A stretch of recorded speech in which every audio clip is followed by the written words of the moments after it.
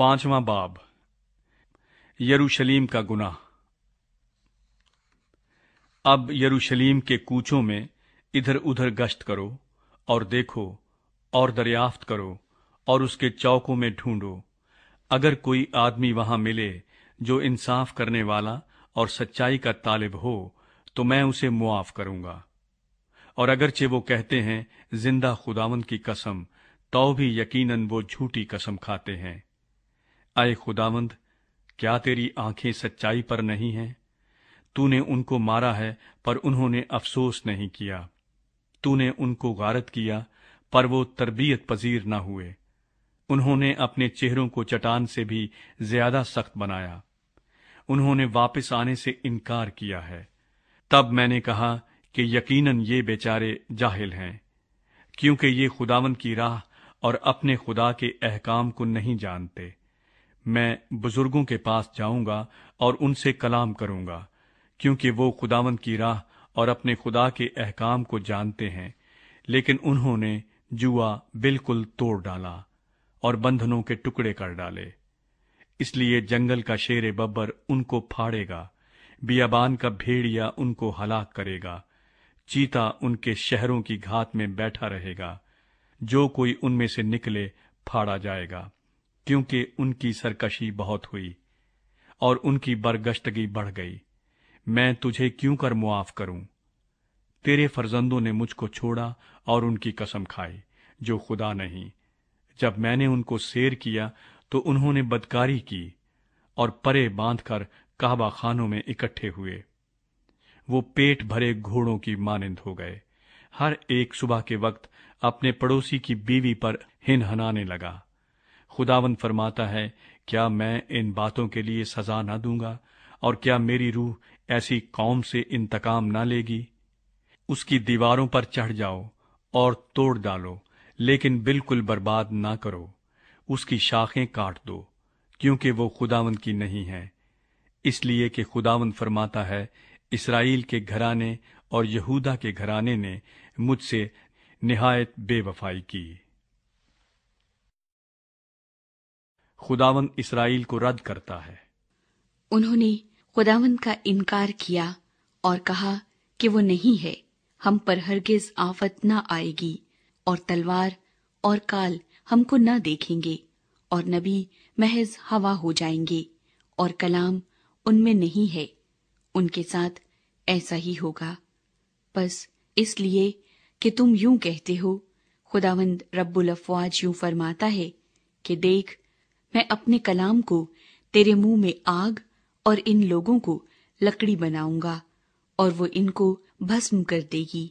ऐ इस्राएल के घराने, देख, मैं एक कौम को दूर से तुझ पर चढ़ा लाऊंगा। खुदावंद फरमाता है, वो जबरदस्त कौम है, वो कदीम कौम है, वो ऐसी कौम है जिसकी जबान तू नहीं जानता और उनकी बात को तू नहीं समझता। उनके तरकश खुली कब्रें हैं, वो सब बहादुर मर्द हैं, और वो तेरी फसल का अनाज और तेरी रोटी जो तेरे बेटों और बेटियों के खाने की थी खा जाएंगे। तेरे गाय बैल और तेरी भेड़ बकरियों को चट कर जाएंगे। तेरे अंगूर और इंजीर निगल जाएंगे।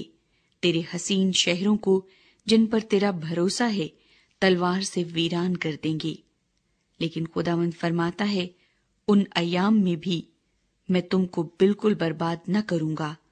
और यूं होगा कि जब वो कहेंगे कि खुदावंद हमारे खुदा ने ये सब कुछ हमसे क्यों किया, तो तू उनसे कहेगा कि जिस तरह तुमने मुझे छोड़ दिया और अपने मुल्क में गैर माबूदों की इबादत की, उसी तरह तुम उस मुल्क में जो तुम्हारा नहीं है अजनबियों की खिदमत करोगे।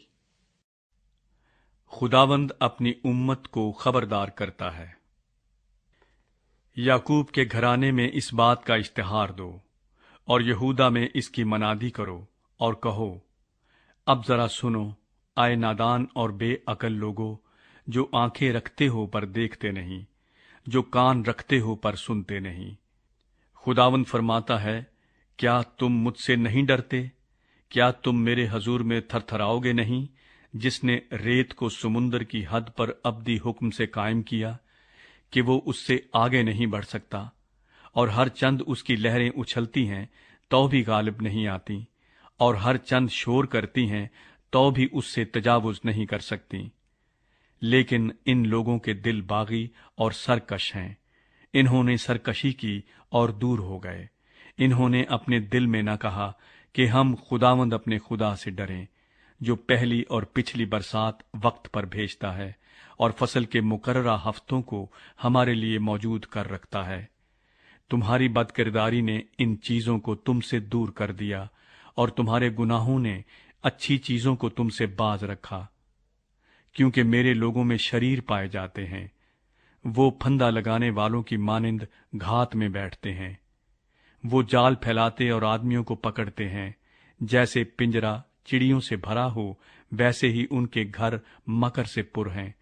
پس وہ بڑے اور مالدار ہو گئے، وہ موٹے ہو گئے، وہ چکنے ہیں، وہ برے کاموں میں سبقت لے جاتے ہیں۔ وہ فریاد یعنی یتیموں کی فریاد نہیں سنتے تاکہ ان کا بھلا ہو، اور محتاجوں کا انصاف نہیں کرتے۔ خداوند فرماتا ہے، کیا میں ان باتوں کے لیے سزا نہ دوں گا؟ اور کیا میری روح ایسی قوم سے انتقام نہ لے گی؟ ملک میں ایک حیرت افزا اور ہولناک بات ہوئی۔ نبی جھوٹی نبوت کرتے ہیں، اور کاہن ان کے وسیلے سے حکمرانی کرتے ہیں، اور میرے لوگ ایسی حالت کو پسند کرتے ہیں۔ اب تم اس کے آخر میں کیا کرو گے؟